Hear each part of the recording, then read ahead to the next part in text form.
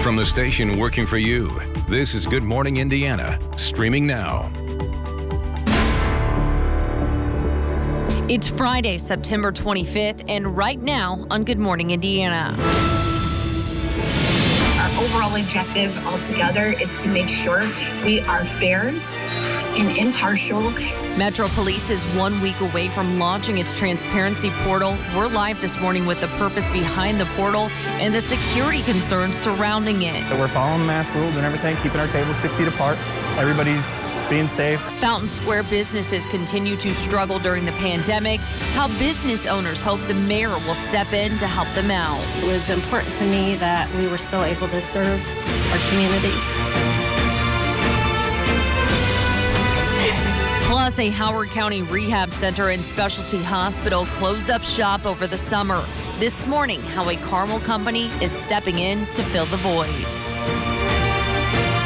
Good morning and welcome to Good Morning Indiana on this September the 25th.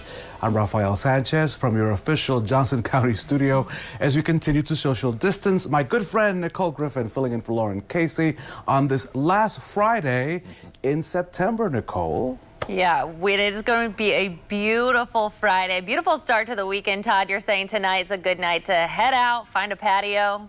Yeah, you know, quit at work early, find in the afternoon, and just stay there throughout the evening hours. I mean, yeah, it's going to be absolutely beautiful. You may want a light jacket later on this evening after temperatures today will be in the 80-degree range. We're in the 50s this morning, so depending on your preference, you may want a light jacket. Otherwise, we're in good shape here with clear skies, 58 in the city. Here's a beautiful shot from IMS. Looking back east towards the city skyline, looking really nice here. We'll wait for the skies to start to brighten, although sunrise not until around 7:30 here this morning. Skies are clear currently across the area, and that's the way they really stay throughout the entire day. There's the storm from yesterday, brought a few showers to southern Indiana.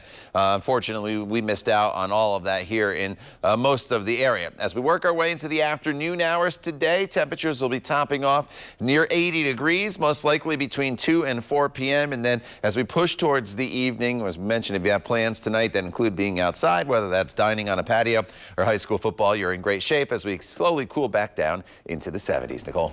All right, Todd, thank you. Just a heads up, if you're heading out the door, we do have one crash to report this morning. I-65 southbound near Greenwood. You can see off in the distance there, emergency lights there. INDOT is saying that the left lane is closed, but it appears from this traffic camera it may be the right lane. So just a heads up, slow down as you're traveling through this area. Again, this is I-65 near the Main Street Greenwood exit. Raphael. And Nicole, in about a week, you will be able to see all the complaints filed against Metro police officers. It's called the Transparency Portal as IMPD strives to make reforms. WRTV's Kelsey Anderson, she joins us live this morning with the safety concerns surrounding this change. Kelsey, fill us in and good morning. Hey, good morning, Raphael. So as it stands right now, whether a complaint is sustained or not sustained, it will be live on this portal starting on October 1st, which of course has some city officials concerned about officer safety. On August 10th, the City County Council approved the IMPD Transparency Portal to go live on October 1st. As it stands right now, and according to the meeting minutes, the director of the board will provide a monthly report of all citizen complaints against IMPD officers. The report will include the officer's name, rank, and whether the complaint was not sustained, exonerated, or withdrawn. I spoke to Reverend Charles Harrison about the portal, and he says he has mixed feelings. Well, I think it could be a good thing in the sense I think the public does have a right to know if there are officers who continually get complaints against him or her that are legitimate. I don't want the transparency portal to be used as a tool or a weapon to continue the attacks against police. I don't think that's very healthy for the community. I spoke to a member of the Citizens Police Review Board, and she says this change is just another step towards the transparency that the city has been working to achieve.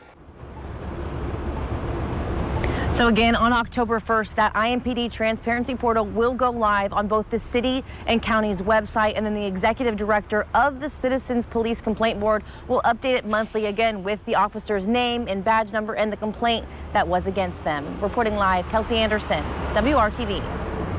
Kelsey, thank you. Expect to see more Metro police officers on the northeast side of the city, getting drivers to slow down. The beefed up patrol comes after a number of violent high-speed crashes.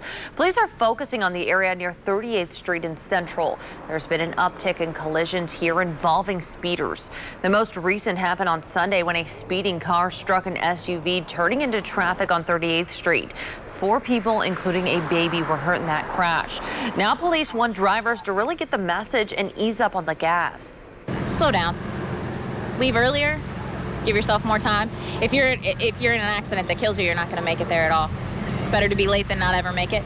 We're out here just educating people. Our ultimate goal is to keep people safe. At no point are we trying to get into someone's pockets and make life harder for people. We also want them to understand that it's dangerous. At this point, Metro Police are not ticketing drivers. They are just stopping drivers to educate them on the dangers. Turning now to the latest on the coronavirus and its impact on our state. On Thursday, state health officials confirming 920 more coronavirus cases. Now, since the pandemic began, more than 114,000 Hoosiers have been diagnosed with the virus. This morning, the state also confirms 17 new deaths. The 17 deaths confirmed on Thursday is the highest since last Friday. 17 deaths were also reported on that day. Since the pandemic began, more than 3,300 Hoosiers have died with coronavirus. Today, restaurants in Marion County will find out if they will be allowed to open at full capacity. The announcement from the mayor comes as Governor Holcomb allows the state to go to stage 5 in the state's reopening plan on Saturday.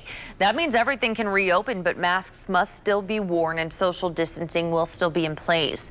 Business managers in Fountain Square hope city leaders will come up with a way to help struggling businesses. I'd like to see the mayor do something to help out small businesses who have lost so much revenue during this time frame and during the pandemic. Last week, Indianapolis approved another $7.5 million in federal funding to help the hospitality industry. This morning, we are still waiting to learn how businesses can apply for those grants. A federal judge is blocking an Indiana law preventing voters from asking courts to extend the voting hours on Election Day because of problems. Here are the details this morning. That law prevents anyone other than a county election board, which oversees voting matters, from requesting court orders to extend voting hours. The judge issued a preliminary injunction this week. It comes as county election officials are preparing coronavirus precautions for in-person voting while also handling an expected surge of mail-in ballots. Rain gauges across central Indiana remain dry this morning, and that lack of rain is having an impact on the Hoosier State. The latest drought monitor shows much of Indiana as abnormally dry. This morning, portions of northeast Indiana and the Wabash Valley in a moderate drought. The dry conditions are leading to a number of counties to issue burn bans. 8 counties are warning residents to not have open flames, and that includes campers at McCormick's Creek and Turkey Run State Park. Let's bring in WRTV Storm Team meteorologist Todd Clausen. And Todd, can we expect rain over the weekend to help relieve some of the drought conditions? Yeah, no rain this weekend, which is good if you do have outdoor plans and heading to some of those state parks. Obviously, you have to obey those burn bans if you are camping. But 7 out of the last 42 days, that's all the rain we've had. So, and in those 7 days, it's only been a couple tenths of an inch here or there. So that's why, at least for the last 36 days, we're running well below normal. It's 2.5 inches below normal with only 0.04 of an inch of rain reported in Indianapolis. Other areas I know have seen a little bit more rain than the official station at the airport here in Indy. But looking ahead today, mostly sunny, 80 degrees. Maybe late on Sunday we could bring in the chance of a spot shower, but better shower chances enter the forecast as we get into next week. More on that coming up in just a little bit. Todd, an outpatient rehab clinic and specialty hospital shut its doors over the summer, costing Kokomo more than 100 jobs. Coming up, how a Hamilton County company is now stepping up with services and jobs. You're watching Good Morning Indiana on this Friday, September the 25th.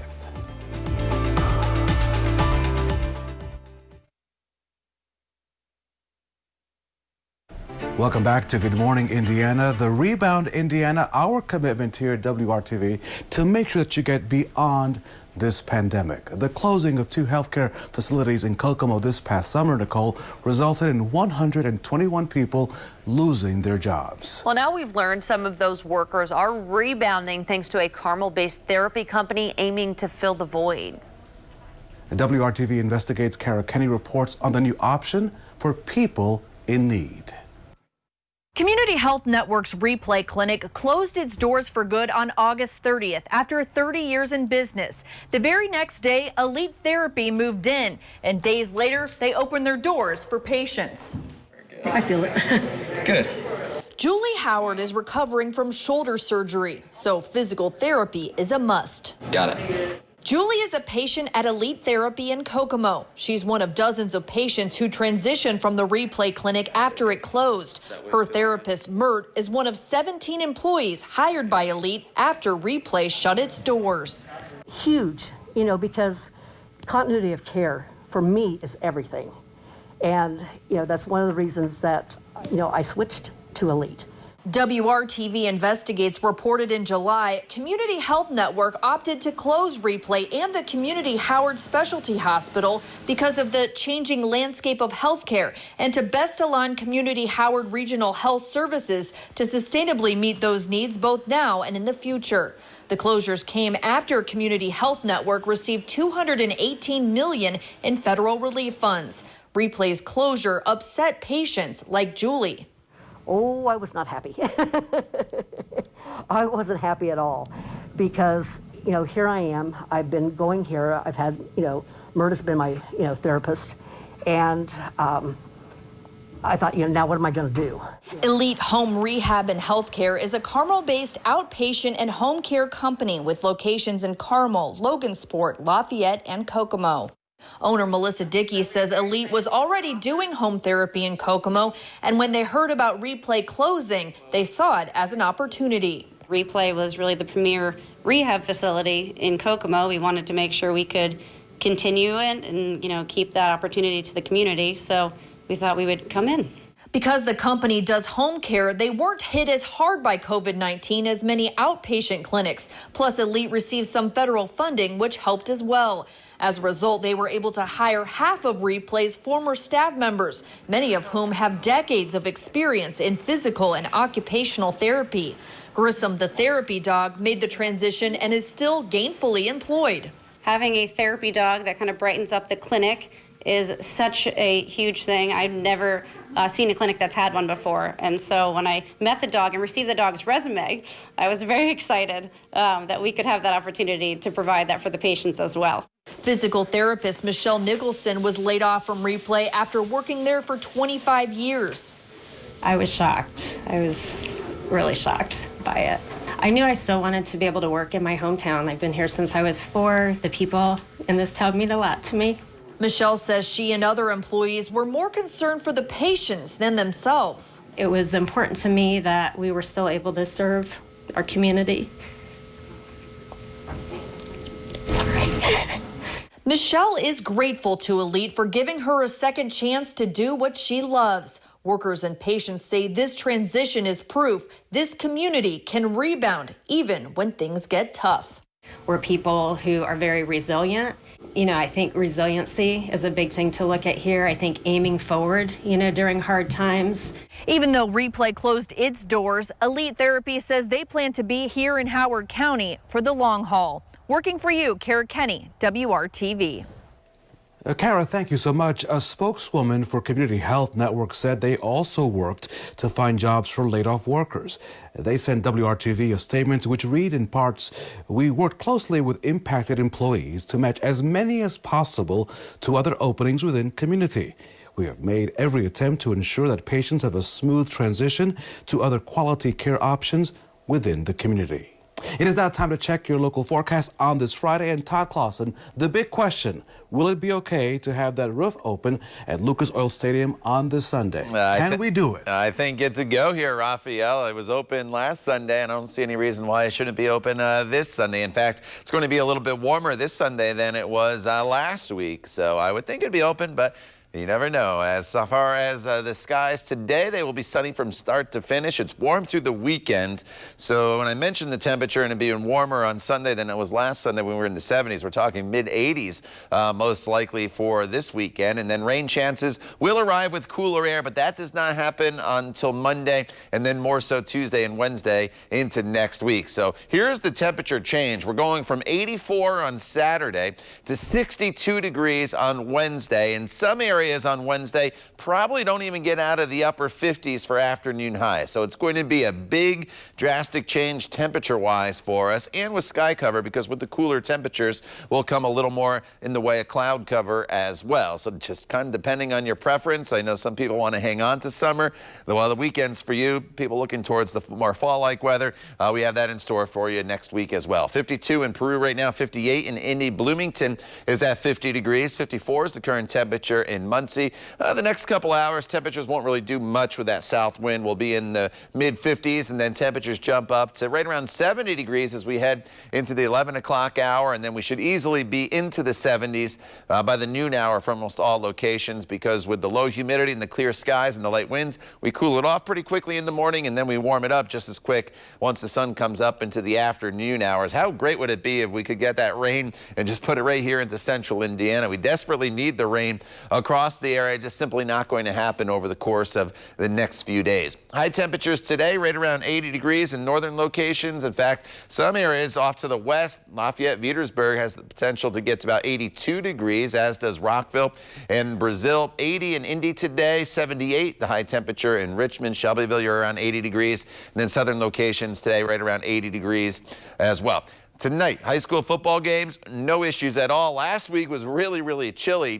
When we were talking last Friday, we were talking about frost advisories for Saturday morning and temperatures in the 30s. You needed the blankets to bundle up for Friday football last week. Not the case here tonight. Temperatures fall from the 70s into the 60s with a mainly clear sky. Winds will be light as well, so maybe just a light jacket towards the tail end of those games, and then you should be good to go. Here's that weekend forecast. Saturday, 84, dry and warm. 20% chance of a spot storm on Sunday, but that's late in the day as the cold front starts to approach. And then as we get into next week, Monday 72 degrees, Tuesday 65, 62 on Wednesday, with chances of rain returning to the forecast. We need the rainfall. It doesn't look like it's going to be a soaking rain each and every one of those days, but with the area of low pressure around us, definitely more in the way of clouds, at least the opportunity here for some scattered showers across the area. And then there's those cooler temperatures on Thursday, down a couple more degrees as well, all the way to 61 for your afternoon high. Nicole.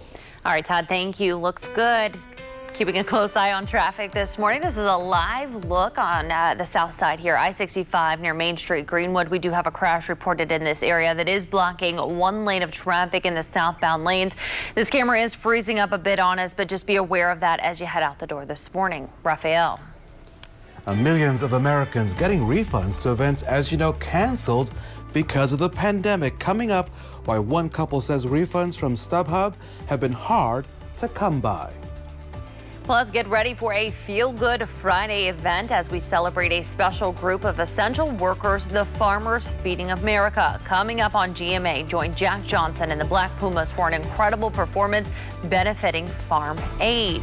We want to send a good morning out to Pendleton, Plainfield, and Putnamville. It is 6:21. You are watching Good Morning Indiana right here on WRTV.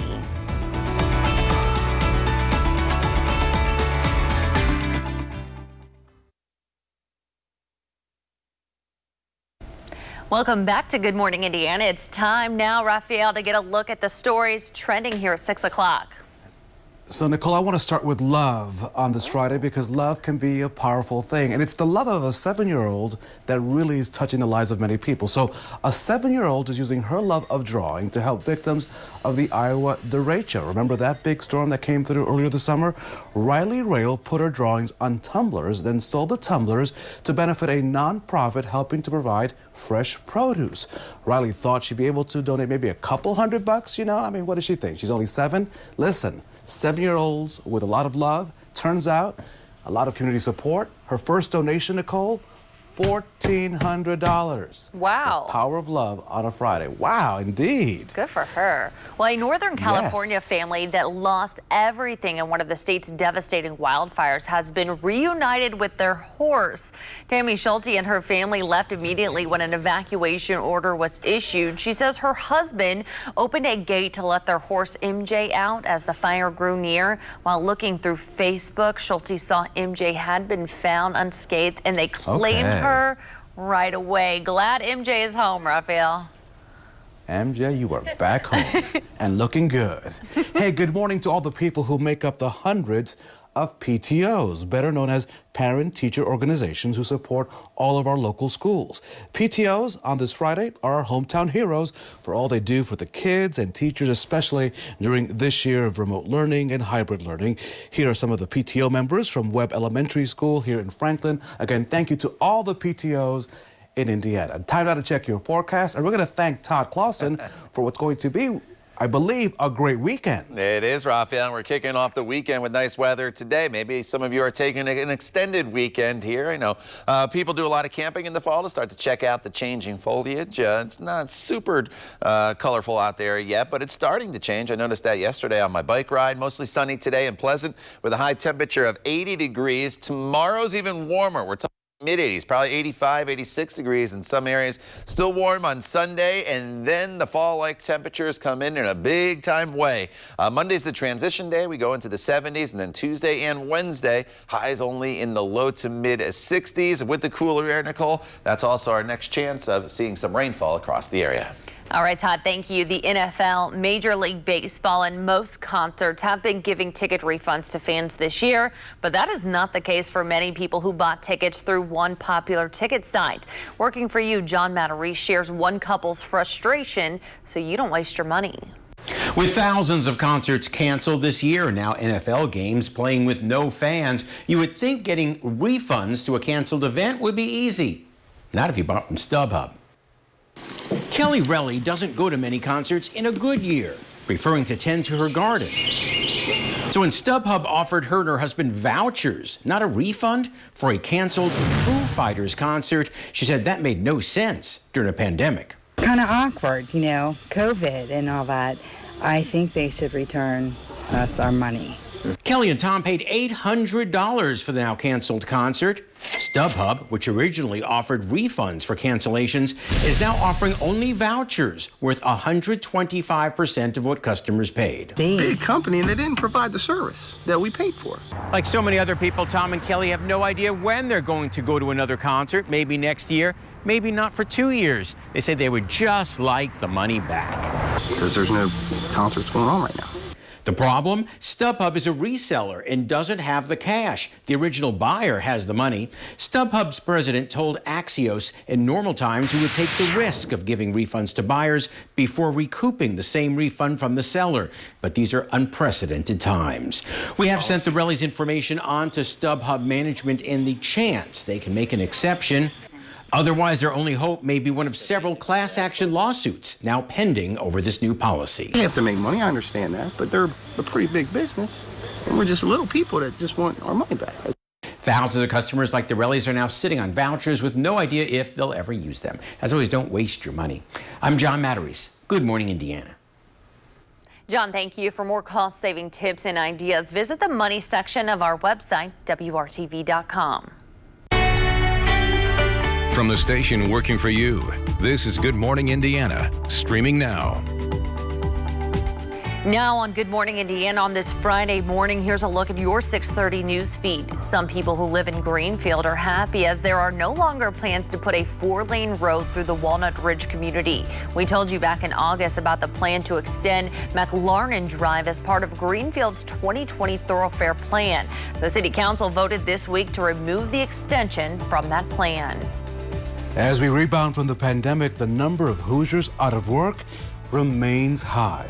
New numbers from the Department of Labor show more than 12,000 Hoosiers filed for regular unemployment benefits last week. That's down slightly from the previous week, but still at elevated levels. Almost 12,000 additional Hoosiers filed for pandemic unemployment assistance last week, while another 7,700 filed for pandemic emergency compensation. Live music is returning to White River State Park this weekend. The Groove and Back Downtown event is part of the city's campaign to bring visitors back to the downtown area. The event is tomorrow from 2:30 in the afternoon to 7:30 in the evening. It will feature local bands, food trucks, beer and wine in a socially distanced environment. The event will be limited to 1,800 people. We want to thank you for starting your morning with us here on Good Morning Indiana. I'm Nicole Griffin in for Lauren Casey this morning. Nicole, good morning to you. It is Friday. Yes. We are ready for the weekend. We want it, of course, to be nice and sunny, but Todd Clausen, will we ever see an umbrella again?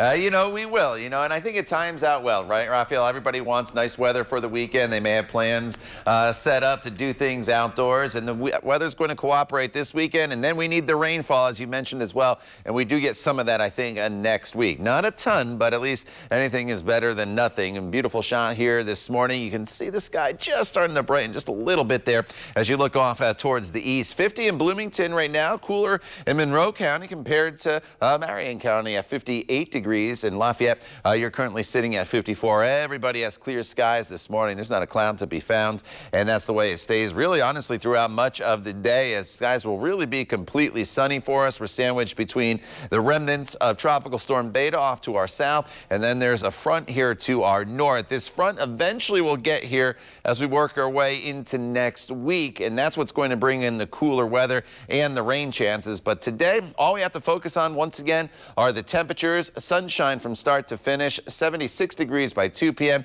Should hit our high right around 80 degrees shortly before we get to the 4 o'clock hour. And then unlike the past few evenings when the temperatures have dropped off really quickly once the sun starts to set, still in the 70s through 8 p.m. and then eventually into the 60s for any Friday evening plans. Nicole. Todd, thank you. Here's a live look this morning at traffic as we continue to monitor your morning commute. We've been telling you about a crash down near the Greenwood exit at the I-65. You can tell the camera here freezing up on us a bit, but we have just learned that crash is now cleared. So if you're heading out the door, they're from the south side, no problems to start your Friday. As Indiana moves closer to stage 5 of its reopening plan, some of the daily COVID-19 numbers are higher than they were when the state moved to stage 4.5 back in July. Here's a look at the latest numbers from the state health department. 920 new cases were reported Thursday. That's an increase from the more than 700 confirmed the day before. More than 114,000 total cases have been reported since the pandemic began. 21,000 of those are from Marion County. 17 additional deaths were also reported. That brings the total number of deaths to 3,322. Nicole, there is a new tool helping schools and communities see the big picture of the coronavirus spread. It's called the COVID-19 School Response Dashboard. The schools and districts across the country submit all types of information, like enrollment numbers, their reopening plans, information about whether schools are remote or in person, as well as mask enforcement. This helps experts relate case numbers to circumstances. I think we're able to paint a more complete picture of how places are reopening, whether they can reopen safely, and really what the rates are, not just what the counts are. Right now, this dashboard is still in a beta phase. Several associations are encouraging more charter and independent schools to submit their data. Here in Indiana, our state is already developing its own school dashboard. We saw a preview of this tool on Wednesday. It will show COVID-19 data by school and provide a map of where all the positive cases have been seen across the state. The State Health Commissioner, Dr. Christina Bach, says about 70% of Indiana schools have already uploaded the data so far. For more than 3 years, President Trump has promised to replace President Obama's Affordable Care Act. The president talked about health care during a campaign visit to North Carolina. He says one of his orders will protect people with pre-existing conditions from losing their insurance. But that's already the law in the U.S. because of the Affordable Care Act, and Democrats say they want to strengthen that law instead.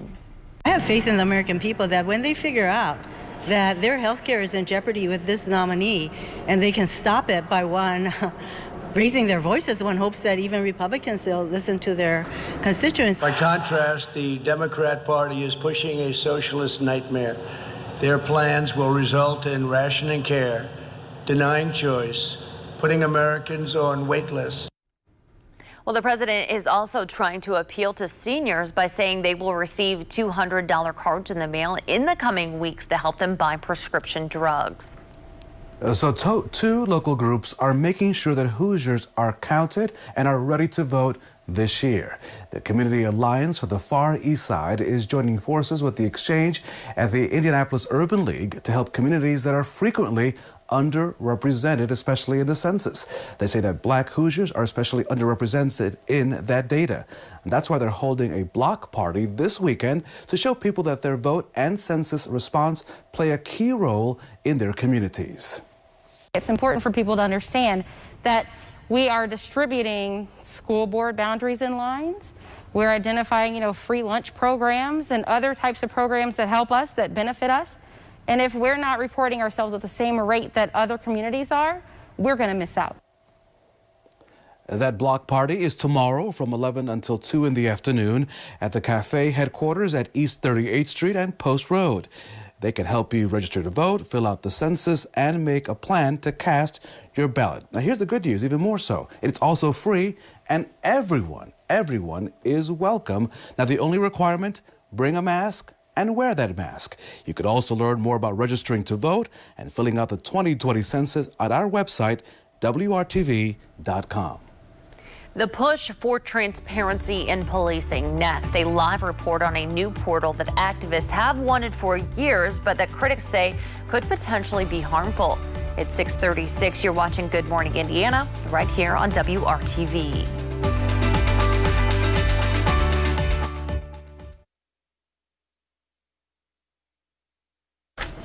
Welcome back. In just 1 week, the Indianapolis Citizen Police Complaint Board will launch their transparency portal, making it accessible for everyone to see which IMPD officers have had complaints against them.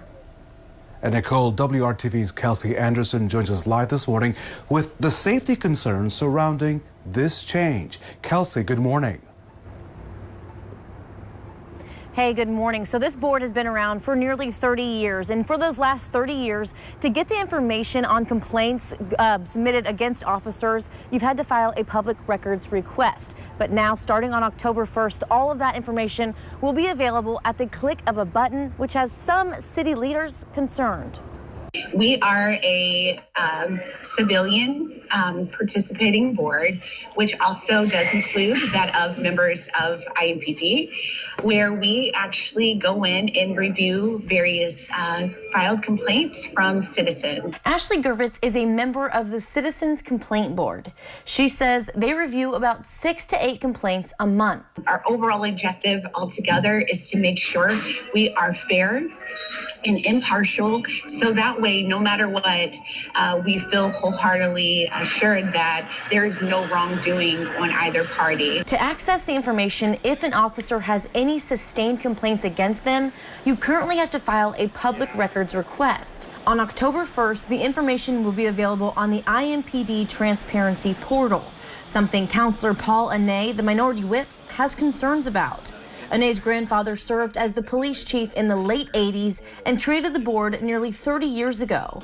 He says he isn't opposed to change, but members need to keep officers' safety in mind.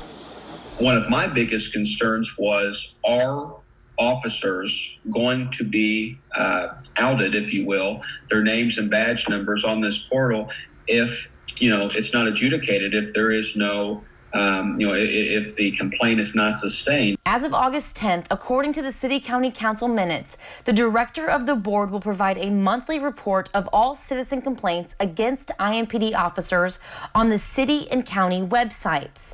The report will include the officer's name, rank, and whether the complaint was not sustained, exonerated, or withdrawn. This is not at all means of trying to heighten or, make any security concerns for our officers. It is simply a way of assuring, while there are a number of FOIA, so those are the Freedom of Information Act requests that are filed monthly. This is just one step of providing extra transparency as to what officers currently have a complaint if it's been sustained, not sustained, or exonerated. And this is something that I believe is a good step, again, for helping provide that transparency that we are really trying to vie for as a city.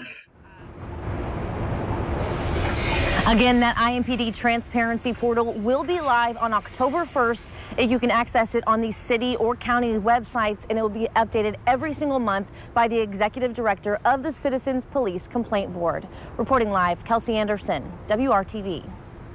Kelsey, thank you. Trying to get people back downtown next. Even as the pandemic drags on, the open signs are still on for a lot of businesses that could use your support. Todd. And as the kids walk out the door to school and you head off to work, no issues here weather-wise this morning. Once again, we are dealing with very, very quiet conditions, clear skies, wind not a factor, temperatures in the mid-50s. So some of the kids may want a light jacket, but as the kids come home on this Friday afternoon, send them outside, let them play with the kids in the neighborhood. Nothing but sunshine, temperatures in the mid-70s. We'll look ahead to your weekend and the next chance of rain as well coming up when Good Morning Indiana continues.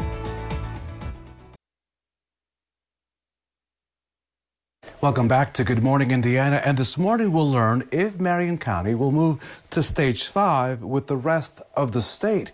Indianapolis Mayor Joe Hogsett is set to announce the county's next steps in reopening in a press conference set for today. As we first reported Wednesday, Governor Holcomb says most of Indiana will move to that final stage, Stage 5, on Saturday.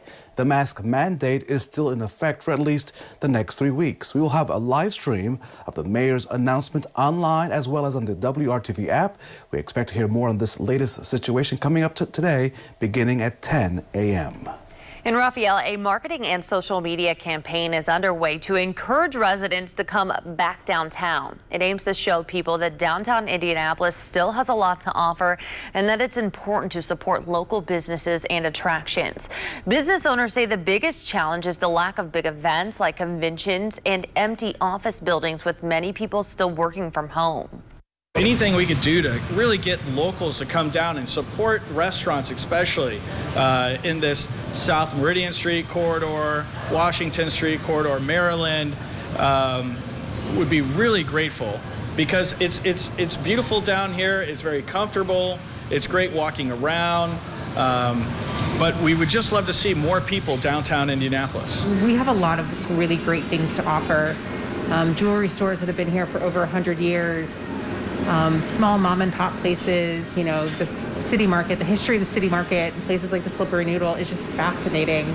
And I really encourage people to come down, check it out. There's a ton of museums down here. Just spend the day. And part of the campaign includes special socially distanced events such as tomorrow's Groovin' Back Downtown party at White River State Park. It's 'tis the season. I'm not talking about Christmas. Deer season, especially deer on the move, may pose a driving danger throughout central Indiana, throughout our entire state. Check out this beautiful sighting of a deer on a road trip to Carroll County this week. It is a good reminder that the highest rate of deer collisions occur between October and December. The National Highway Traffic Safety Administration estimates about 10,000 people are injured in deer-related incidents every single year. The average cost of damage to a vehicle is reportedly at $3,000. Speaking of damage, of course, the Insurance Information Institute offers the following advice this time of year, including stay alert and look out for those deer crossing signs. Make sure to watch for deer patterns, because deer are commonly on the move at dawn and dusk. If you see one, stop, because there may be others right behind, since deer travel in groups. And you're asked not to swerve to avoid colliding with a deer. It is recommended that you brake hard, because in swerving you could cause a situation to become worse. Good things to keep in mind. A big thank you to our editor, Paul Zink, for providing us that deer video, and a big thanks to our Todd Clausen for what will be a great weekend forecast. Yeah, it's going to be wonderful and very summer-like. Fall officially arrived on the calendar on Tuesday, and it's going to feel very summer-like here as we get into Saturday and Sunday. And for today, as a matter of fact, it's going to be pretty warm as well, just not quite as warm as the weekend. Outside right now, skies just starting to brighten a little bit here. Temperatures this morning are sitting in the 50s, so we haven't dropped into the 40s yet, but we're obviously getting close at 50 degrees here with a couple locations. 58 in Indy, 54 is the current temperature in Muncie. As we go throughout the day today, not much changes except for the temperatures. It's completely sunny from start to finish. We'll have the sun start to come above the horizon here, in just about 40 minutes or so. Then it's up by 8 a.m., 56 degrees. 69, your current temperature at 11 a.m., and then we're in the 70s throughout the afternoon with highs today getting up to right around 80 degrees in most locations. Temperatures today pretty uniform because we're all in the same air mass. We all have sunshine. We don't have clouds, and more in one area than the other. Our high today should top off 80 degrees, probably between 3 and 4 o'clock. Here are the clear skies. We'll expand out. Missed out on the remnants of beta. That is now pushing off towards the east. Clear skies to the west. High pressure builds in over the weekend, and that's what's going to give us the warm temperatures and also all the sunshine. This evening you have plans if you are going to be out and about for high school football games or anything on this Friday evening. Here are your temperatures once the sun sets at 7:36 now. It's 69 degrees by the time we get to 9 p.m. Then overnight tonight, not as cool. 50s and 60s to start tomorrow morning with the warmer start. It's a warmer finish for your Saturday with high temperatures tomorrow. That'll be topping off right around 84 to 85 degrees. Wouldn't be shocked if some locations get up to 86, 87 degrees tomorrow just because the air is so dry. We'll warm up very, very quickly with skies that'll be mostly sunny. Now going forward in this forecast, as we get into next week, it's going to turn pretty windy as that area of low pressure moves through, and we're going to pull in some very, very cool air into this forecast as well. And it's going to be a huge change. We're going from about 84 degrees on Saturday and Sunday, with Monday being a transition day, to 72 degrees for your high temperature, which is fairly seasonable for this time of year. 74 is our average. There could be some spotty showers Monday as that front comes through, but then Tuesday, Wednesday, and Thursday are going to be very, very cool. In fact, Wednesday and Thursday, some areas probably don't even get out of the 50s for afternoon highs. To go along with the cooler temperatures, we'll have quite a bit of cloud cover around and almost a daily chance of some showers in the forecast. We're not looking at any big time rains coming our way next week, but at least we'll have the opportunity here to pick up some scattered showers more than just one day here or there. Several days in a row, there will be that possibility. Todd, thank you so much. All looking good. They're using humans' best friend to save their lives. Coming up next on Good Morning America, right here on WRTV.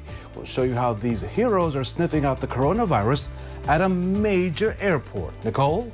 Yeah, and Good News Friday is next, and one Hamilton County farm says it's good news when this guy shows up to show off. We'll show you where this gentleman is both a resident and an honored guest at the same time.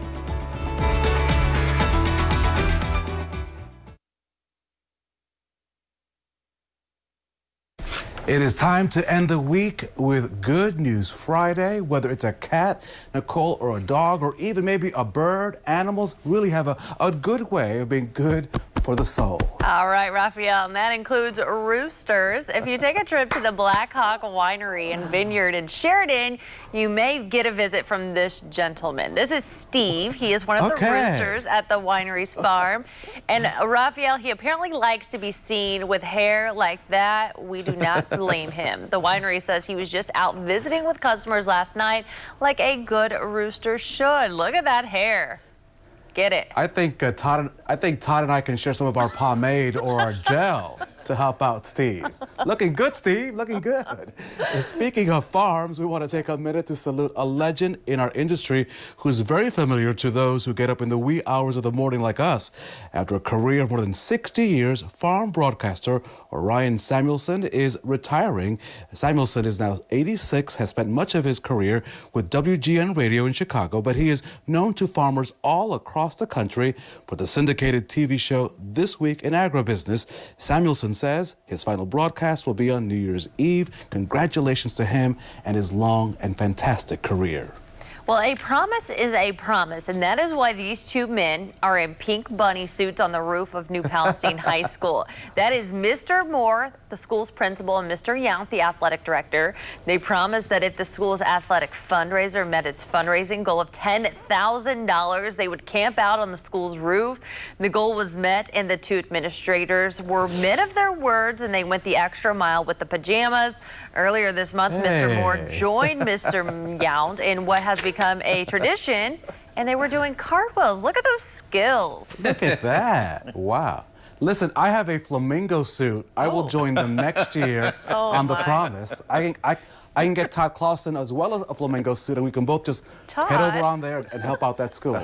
Why not? Well, I need the large, not the extra small, Raphael. So just keep that in mind when you bring me one. Listen, I understand. Kid size, adult size. I get it. I get it. All right. Well, you may be doing cartwheels here for the forecast the next couple days. Lots of sunshine, low humidity, and temperatures in the 80s. Cooler, unsettled weather starts next week with high temperatures that will only be in the 60s. Nicole. Todd, thank you. We are back in 25 minutes and throughout Good Morning America with more news, weather, and traffic updates. Remember, all of your news throughout the day can be found right on the WRTV app. We want to thank you so much for tuning in to Good Morning Indiana. We leave you now with a live look looking towards downtown Indianapolis. It is going to be a beautiful weekend. Enjoy your Friday.